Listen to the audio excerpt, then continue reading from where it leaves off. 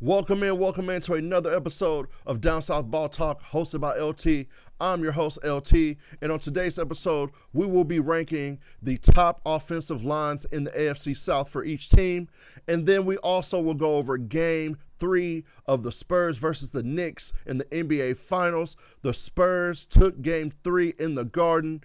They are down 2-1 against the Knicks in the NBA Finals. We will get into all that in the NBA, but first, I would like to say thank you to each and every one of y'all who have subscribed to the channel, who's liked the videos, who's also commented on the videos. I cannot stress that enough. Thank you so much. Also, please follow all of my social medias here. You see them down here. They are down here. You see them. At Down South Ball Talk on all social medias except for X, it is Down South BT. All right, let's get into it. I want to rank the offensive lines in the AFC South going by each team. And again, we have some pretty decent lines in AFC South. Dare I say, a top 10 line in the league in the AFC South. All right, let's go ahead and get it started. Coming in at number 4, I have the Houston Texans offensive line. They have done a lot of retooling on that line, and I seen a tweet today of some starters that were at OTAs that I did not expect to be with these starters today. All right, let's get into it. They ended the season last year a Pro Football Focus rank of 27th overall out of 32. That's a lot. That's really bad. I won't even hold you. That's why they did a major overhaul this year. They have a rookie center coming in, Rutledge. He shall take that center position. I mean, again, he did come out of college as a guard, but I think they do slide him to that center position and let him work his magic with that. So you do have a rookie on the line. What else do we have here? It's just a major overhaul. I also did not expect Trent Brown to go out at OTAs today with the starters. I thought Trent Brown would be your swing tackle. He will be your backup tackle. I didn't think he would be with the starters today, but hey, it happened. And again, we all know OTAs. It's not, everybody's not practicing. I do understand that. So we can't just put a lot into OTAs, especially right now when it's not mandatory mini camp. All right. Do I think they will have less sacks next year? I don't know. I mean, C.J. Stroud, he has to stay upright for them to win. And I understand that's why they did a major overhaul to this line. They brought in some key players. They brought in some key pieces to the line. Give me 1 second. I can tell you exactly who those guys are. I forgot to bring that up. I have them here. So, again, at left tackle, I thought Irsay would be out there, but again, Trent Brown was out there, OTAs. Then they have Wyatt Teller, who, that'll be a good guard. As I stated, the rookie Rutledge is supposedly supposed to be the starter or projected to be the starter at center. Then you got Ingram and you have Braden Smith, which everyone knows Braden Smith. I mean, he got injured last year, but again, he will be an addition to this line that they need. So again, they did a lot of retooling of this line, and I like what they did. However, what I'm hearing from OTAs, it's not looking good, and people's not practicing. So again, I will go 4th best line in AFC is the Houston Texans. All right, let's go to the 3rd ranked best offensive line in the AFC South. I'm going to go with the Tennessee Titans. All right. They ended the season last year with a Pro Football Focus ranked of 22nd. They are anchored by future, and I think he is a future Pro Bowler and also All-Pro left guard, Peter Skoronski. If you pay any attention to the Titans, you know on that line, he is the standout breakout star. Last year, he did his thing. I believe he becomes a Pro Bowl guard in the league this year. Now, they also have J.C. Latham. He has to step up. On the left side, they have Dan Moore. Their center, I don't know what they're going to do with center. They have Schlotman there. I understand that. He's the veteran. You bring him in. I want to see what Pat Coogan could do. I want to see what Pat Coogan can do. I mean, we all know with the Titans, the right side of the line is their suspected side. They're like, what is JC going to do? I think in his 3rd season, he takes that leap. People forget his 1st season, they asked him to play left tackle, and he hadn't played left tackle since high school. He played right tackle at Alabama because he wanted to get on the field, and he excelled in it.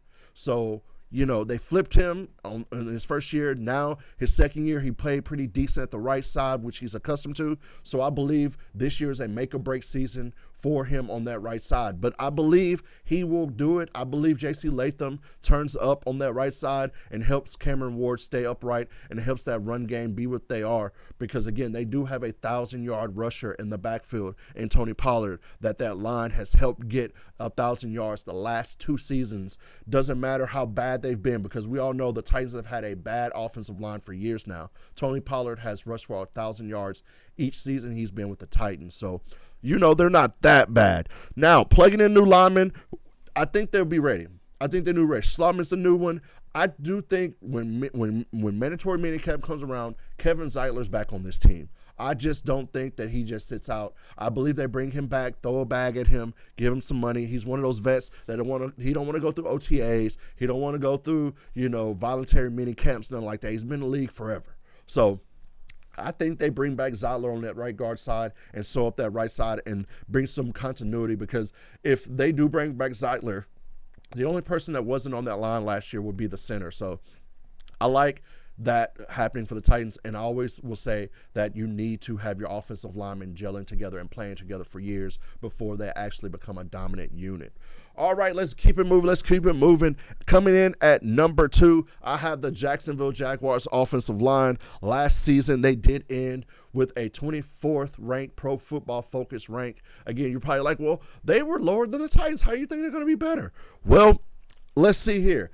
If you pay attention to the Jags, the second half of the season, their line got way better. Let's see. They're led by 4th-year offensive lineman Anton Harrison, who has the most upside. You know anything about Anton Harrison, he does his thing on that right side, man. He's really, really good. He's a young guy. I believe they did pick up his 5th-year option as well, so they're going to extend him at some point. He has the highest upside. So, I think the Jags coming in to this season, a lot of people are like, what are they doing? What are they doing with their draft? They went defensive heavy, all this other stuff. But again, they didn't really need much on offense except for running back.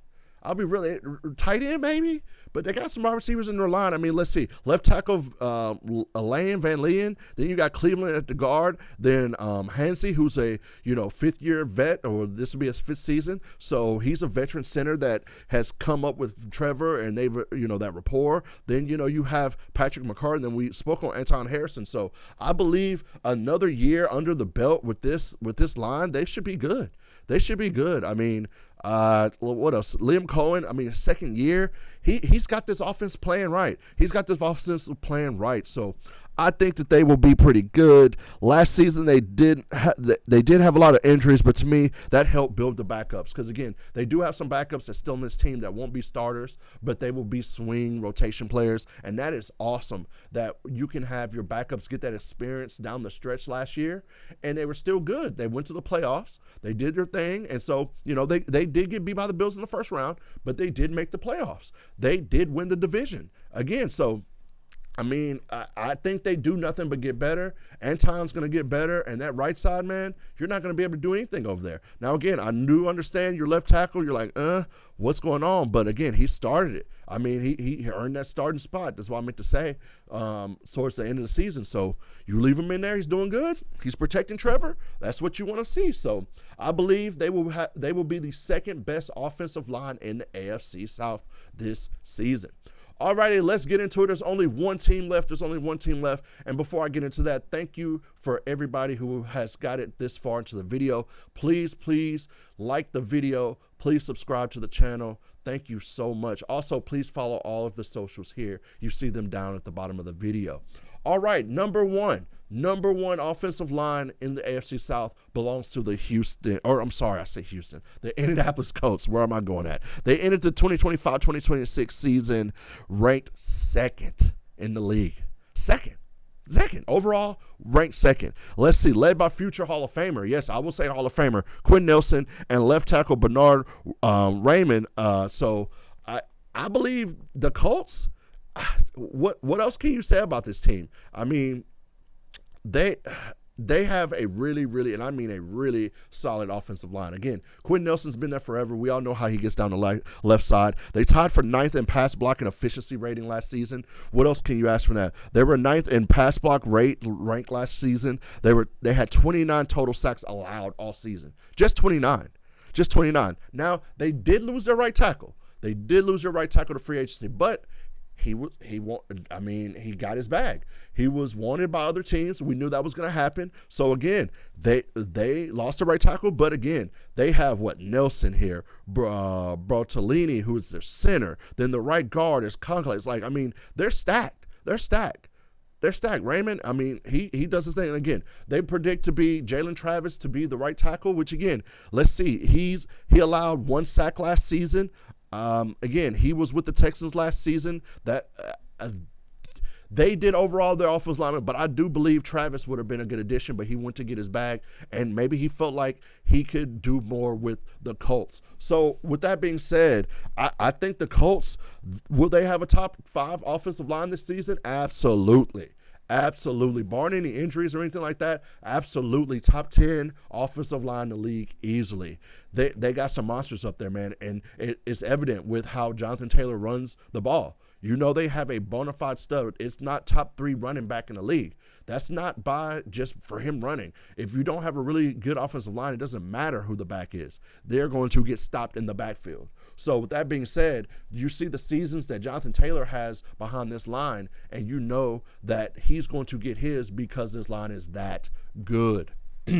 So again, let's go ahead and backtrack the top 4 offensive lines in the AFC South. Coming in at number 4, I have the Houston Texans. Coming in at number 3, I have the Tennessee Titans. Coming in at number 2, I have the Jacksonville Jaguars. And coming in as the number 1 offensive line coming into the season, I have the Indianapolis Colts. Let me know in the comments, do you agree?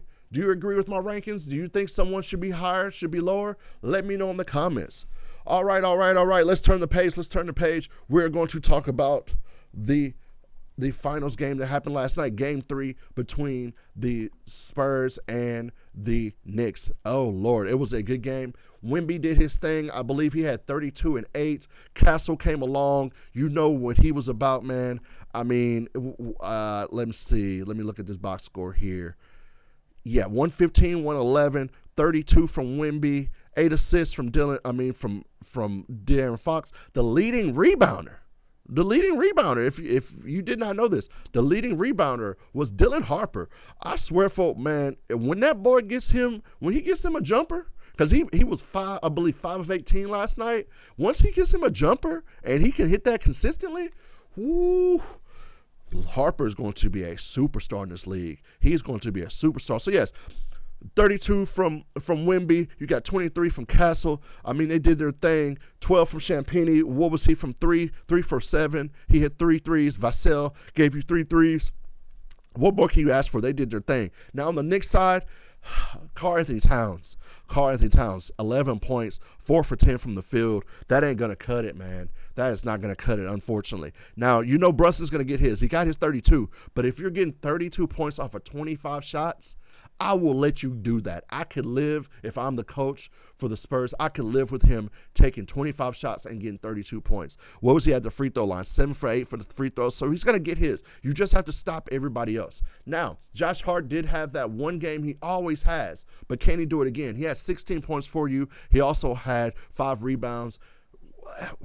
They didn't really get anything from their bench except for Jordan Clarkson, which we know he's microwave. And what I mean by microwave, when he comes in, he's instant offense. So I like that move from Brown. But again, 115, 111. The Knicks lose to the Spurs. The Spurs take Game 3. Game 4 will be Wednesday in the Garden. I think it will be another electric scene, man. The Garden, we all know what that means to basketball heads and everybody who watches basketball. We know the Garden is kind of the mecca of basketball arenas. So I believe that the Spurs come out being aggressive as they were in Game 3. Wemby, I believe he had, 8 or 10 points in the first quarter. He was going in. He had a couple dunks, a couple good looks. So he asserted himself early. So did Castle. So I believe they will do that as well in Game 4. Now, do I believe they win Game 4? I think they can. It'd be another nail biter. Wemby has to control what Karl-Anthony Towns does. If he plays defense like this with Karl-Anthony Towns, I believe they could win again. Wemby has to come out and attack. Castle has to step up.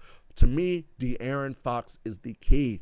He is the veteran that can get you there. Yes, Wemby needs someone else to come to the party, which Castle has, Vassell has came to the party. But I think De'Aaron Fox is the key. If he comes to the party as the third man, Lord Jesus, they will win this series. They will go back to San Antonio tied up 2-2 for game 5. Now, would I be surprised if that happens? No, I wouldn't be shocked at all. I think that they could win in New York. I believe they should be up 2-1. They should have won game 2. It was just some costly mistakes, and you could tell they're very young. They're learning. This is their first playoffs. And just think about this. This is Wemby's first playoffs in his third season. Just his third season. You think Wemby's not going to be in the playoffs forever until he's, older in the league? I believe the Spurs make the playoffs at least in the next 10 years easily. And I'm talking being an easily top 4 seed every single season. So with that being said, they're learning, they're young. So I believe they can get game 4. It's going to be hard. I'm not going to say it's going to be easy. It will be hard. Karl-Anthony Towns will play better next game. He will not just have 11 points. I will say that. Now, you're going to have to see what Josh Hart's going to give you. OG Anunoby, he played lights out. I believe he had 30, almost 30. He had 28 off of 9 from 13 shooting. So, do you expect OG to give you that again? I do. 28, I don't know, but I believe he will give you at least 20. So Karl-Anthony Towns has to step up, but he's going against Wemby, man. But when Luke Cornett is in there, you could tell they just feast. They go right to the basket. They start getting their points in the paint because Wemby's out. So I don't know how they combat that with those non-Wemby minutes when Cornett's in there. So we'll see. We will see. Again, game 4 is Wednesday in the Garden. Let me look. I believe that the Knicks are favored in that game, if I'm not mistaken. Let's look and see. Yes, they have the Knicks. Oh, Lord. Let's see. Yes, they have the Knicks favored in that, 57% odds to win. I don't see any odds here as far as oh, here we go. Yeah, they have the Knicks as a -1.5. So that's even the Vegas odd makers are telling you this is going to be a really close game, really, really close game. And I believe the Spurs can pull it out. Alrighty. That concludes this episode of Down South Ball Talk. Again, let me know in the comments. Do you think the Spurs can win Game 4? Do you think the Knicks go up 3-1 and it's inevitable that they win the title? Let me know in the comments down below. Again, let me know as well of my rankings of the offensive lines in AFC South. Do you agree with them? Did I miss anything? Let me know from this episode. Again, thank you so much for watching Down South Ball Talk. Please like and comment and subscribe to the video. Also, please follow all of our socials here, they are down here. Thank you all so much for watching. I hope you have a good evening.